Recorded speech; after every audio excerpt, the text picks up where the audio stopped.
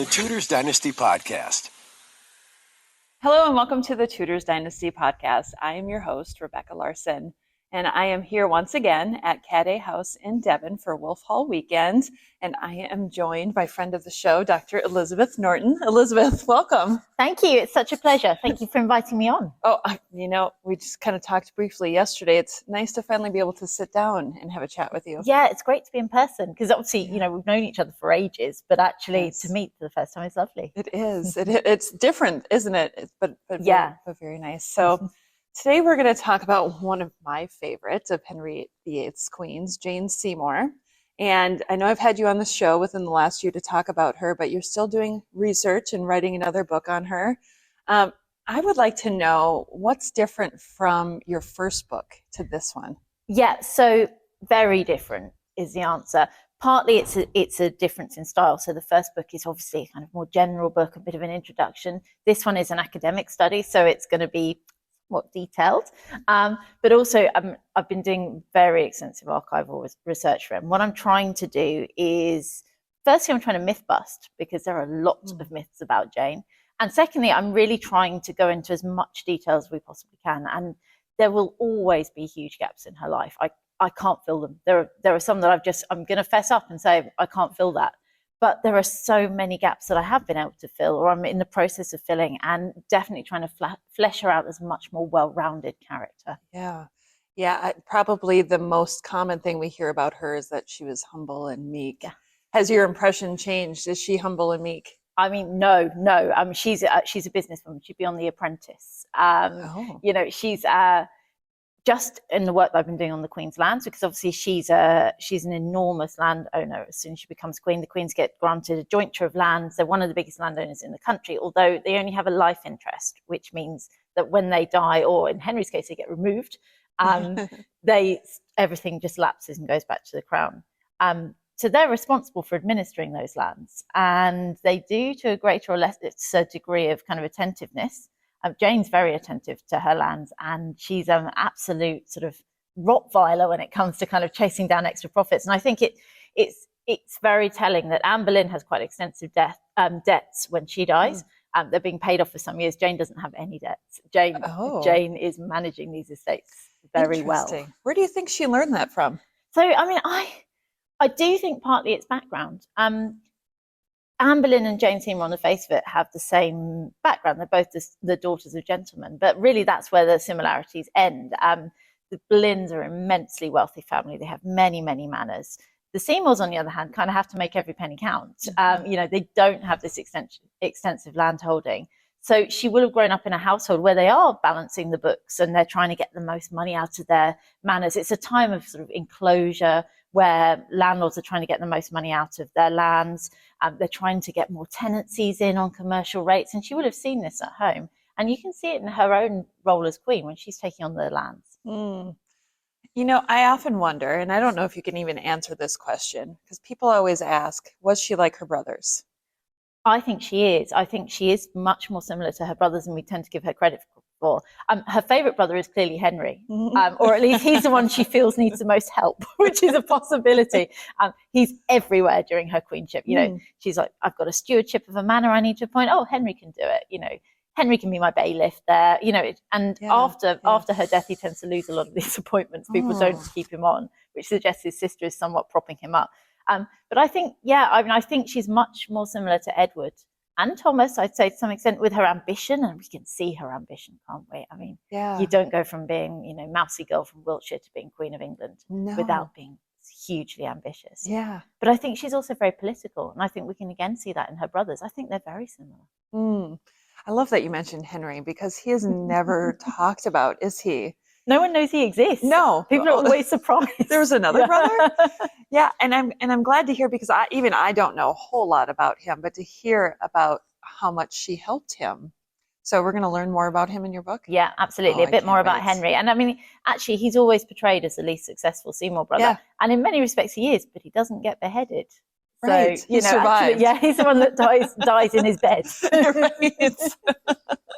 Well, what's the other thing that we talk about a lot when it comes to Jane, her religion, right? We always see her as the one who was the most like Catherine of Aragon, right?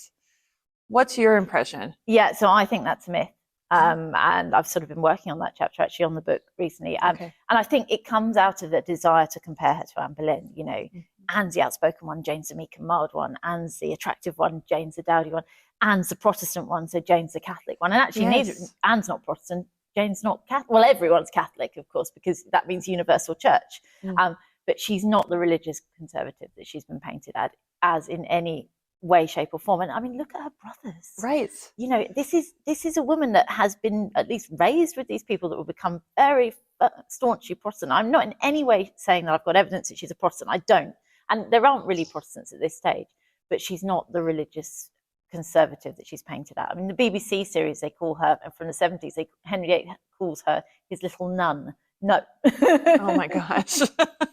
I often wondered that too. Like, how could she be so Catholic when everybody else in her family was reformists, really? I would say she's a Christian humanist. So she's calling for reform potentially, but within the church. She's not calling for a new church. But actually, you know, Erasmus is a Christian humanist. Thomas More is a Christian humanist, but also Thomas Cranmer is a Christian humanist. And, you know, actually, they can fall on all sides of the religious spectrum. She dies too early for us to actually know where she'll fall. Yeah. And I wouldn't be shocked if she didn't fall anywhere near the Catholic side of the spectrum. But, you know, she's dead, so you can't tell. I know. It's so sad that her reign was so short, because what could have been, right? She's a life cut short. And that's really what I want to bring out with Jane is, you know, she dies. There's a lot of promise there. She undoubtedly would have been Edward's regent. She's named as Edward's regent in the second act of succession. If the king dies leaving a minor son as heir, then the mother will become regent. So she would have been Edward's regent. And I think we'd have a completely different conception of Jane had she survived into Edward's reign. And it's the fact that she dies that she vanishes. Yeah. Well, the fact that she would have been named regent shows how capable she must have been. Yeah. I mean, Henry knows her, you know, when this act is passed. So absolutely. And again, you know, there are hints of her political activity. She talks to Chapuis, seems to do quite a credible job there. Princess Mary bringing Princess Mary back is a political activity. Her involvement, you know, when she tries to intercede for the rebels in the Pilgrimage of Grace, political activity. She's definitely a political queen. And Henry clearly thinks she's capable. I love that you're bringing out this side of her. Do you get any idea of what her personality was like? So we don't have any instance of recorded speech from Jane, contemporary ones. There are a few later accounts, but they tend to be 17th or even 18th century, so they are of dubious validity. We've got there are loads of copies of her letter announcing the birth of Edward, but they're all the same letter. There are otherwise 2 other letters, and one is just a buck grant where she's asking her park keeper to give some bucks to some boys in a choir. So no, we don't have the insight that we have into her character as we do with Anne Boleyn, because a lot of that comes from Eustace Chapuis, and his dispatches largely don't survive for Jane's reign. So it is about piecing together. You know, I can't tell you what she's thinking. And I'm going to be honest about that in the book, because I think that's really important too, to say this is a woman who largely doesn't have a surviving voice, but actually we can reconstruct. And I think that's really important. But no, in general, you can get a sense of Jane, but you can never quite get as close to Jane as you would like. I'm going to ask you a question that is a historian. I know you're going to hate this. What do you think her personality may have been like? Oh, yeah. So we're at the Wolf Hall event, so it's very, yes. We're very into our historical fiction. Yeah, I mean, she's ambitious. I do think she's quite kind. She takes on both her stepdaughters. She seems to have built relatively strong relationships with the people around her. Henry doesn't seem to have had many complaints about her as wife. Ambition, really, you can just see it through her story. I mean, how could you not be ambitious? I think she's very strong-willed, and I think she's very, very clever. You know, the submissive outer face, the bound to obey and serve. I think that really appealed to Henry at that stage. He'd been married to Anne Boleyn for 3 years. He wasn't liking the wife she turned out to be. I mean, I think it would have been fairly predictable that she was going to be outspoken, but he obviously didn't see it that way. So I think she's very, very clever, but I think she's playing the long game. She's going to wait out Henry. She's going to become regent if they have a child. If not, she's really bound herself to Princess Mary, who is probably heir to the throne at that stage in reality. Yeah. So she's playing the long game. It's just unfortunate she didn't have the time. Yeah, for sure. So the question that we always hear, right, is who was pulling the strings? was Jane in control of her own destiny from the beginning, or was she being puppeteered by her brothers? Or yeah, she's definitely not being puppeteered. She is being coached, but you would expect that. I mean, she's being coached by Thomas Cromwell. She's being coached by Edward Seymour, particularly. Edward's quite a bit older than Jane, probably. I mean, I can't actually pinpoint her birth to any degree of certainty, but he's probably many years older than her. So of course she's being coached by these men, and she's Thomas Cromwell's candidate for Queen, partly because Henry has shown an interest, but he's definitely the one pushing her towards the throne. Yeah. But she's the one who has to do it. She's the one who has to be alone with Henry. She's the one who has to act out these scenes. Absolutely, it's her, and she must have wanted the queenship. Yeah, she must have. Yeah, I love the idea that she's like her brothers, because I've always suspected that. Like, how can you be raised in this family with these people who are so ambitious? I mean, minus Henry, obviously. How can you be surrounded by these people and not have some of those similar traits? Yeah, absolutely. And they're such an ambitious family, and they desperately want the power. And yeah, why wouldn't Jane be? And all of the hints that we have of her point in that direction. Yeah, she's much more Edward or Thomas than Henry. I always like to imagine that her and Thomas were really good together as siblings. Yeah, I mean, I think they're probably closest. If I had to guess, I'd guess she's possibly in between Henry and Thomas, or maybe they're. But I would guess that they are closer in age to her. I honestly can't pinpoint the birth order with the Seymours at all. I mean, they're obviously listed on the tomb, their father's tomb, but that's not always an entirely accurate source. Right. So I can't pinpoint it, but my guess is that she's closest in age to Henry and Thomas. And certainly when her jewels are being divided up after her death and gifts are being made to people that, the king knew she was close to, Henry gets the most, and then Thomas of the family. Isn't that interesting? I think that says a lot, doesn't it? It does. Edward doesn't get anything from the divvying up.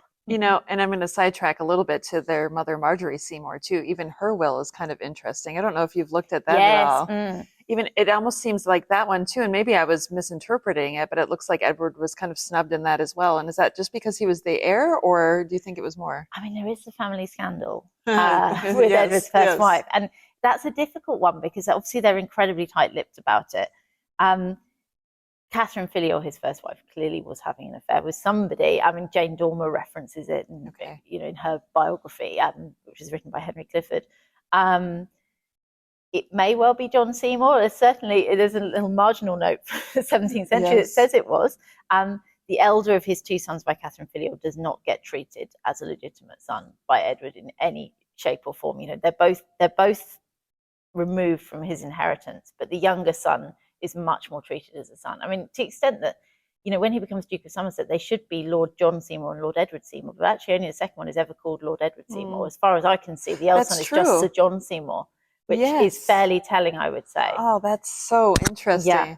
That piece of history, there's so many layers to it, isn't there? There's so much to look at. And when you look at Catherine and being a co-heiress to her father with her sister, and some of the speculation is that her father was mentally unwell, and that, maybe what he had said about her not being able to receive things was because of his mental status or something like that. There's always it's easy to poke holes. Yeah, it is. Yeah. But my reading of it is I'd say there's enough evidence at least that she's been having an affair.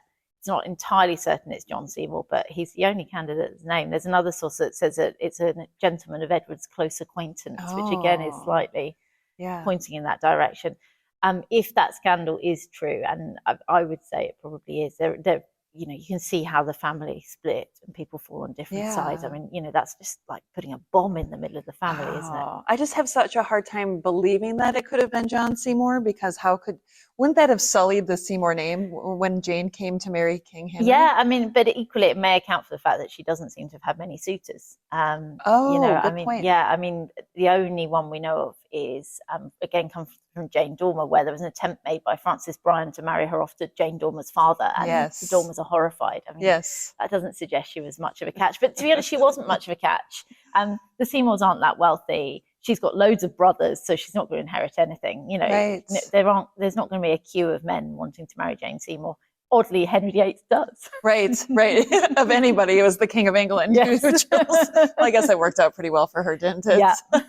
Well, Elizabeth, when do you think your book's going to be ready? So it's not going to be for a while yet. Okay. Yeah. So I've got over a year till I have to hand in, but I may hand in a bit early. But so it's going to be a while. But it's going to be interesting. I cannot make sure you get a copy. When it comes out, I will be first in line to get a copy because my obsession with the Seymours, and I'd love to be able to learn more about Jane because she is just such a curious figure that we don't know enough about. So thank you for all the research that you've done on her and that you are doing on her, because I think you are going to bring to light a part of her that we don't know. I hope so. I want people to look at Jane in a different way, and particularly I don't want there to be all the hate because she doesn't deserve it, and she's actually an interesting figure in her own right, and we don't need to look at her through the lens of Anne Boleyn. I love that. Elizabeth, thank you for coming on the show today. You're welcome. Thank you very much. The Tudors Dynasty Podcast.